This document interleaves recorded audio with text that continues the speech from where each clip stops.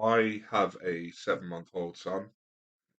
It was a confusing and scary time actually during the pregnancy because I just didn't know what to expect. And as an autistic person, I like to know what to expect.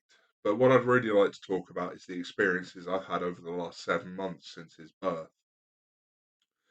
So, the first and most important thing I can say to any autistic parent, especially those of us who identify as an autistic father, is that postnatal depression is not just something that happens to the person who gives birth.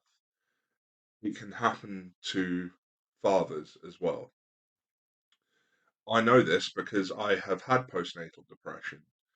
I suspect that it is tied up with my experiences of autistic burnout. Being an autistic father, there are a lot of new demands on me in my life. We only get 2 weeks paternity leave, as a standard thing in our country as fathers. And this means that I have been working whilst also learning to be a parent and going on that journey of discovery. So already I was facing a great deal of challenges in terms of learning new skills, understanding how to meet my child's needs. So when we're already burnt out, it presents a risk for us to slip into things like postnatal depression.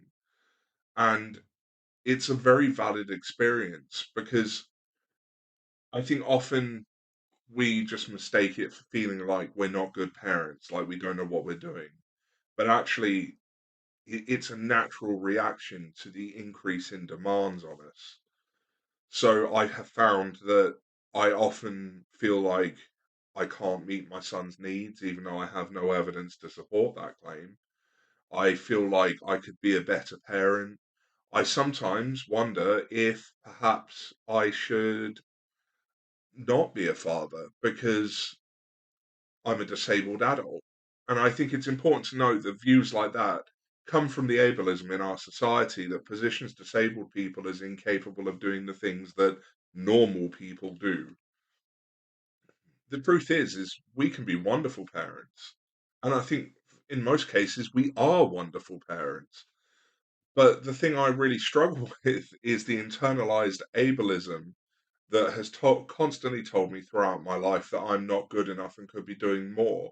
And I now find that that is where I am at in my parenting journey. I've moved on from feeling like the employee who doesn't do enough, and now I feel like the father who doesn't do enough. And that is okay to admit because it's not my fault that I feel that way. It's a society that has constantly invalidated my experience and expected me to have a stiff upper lip.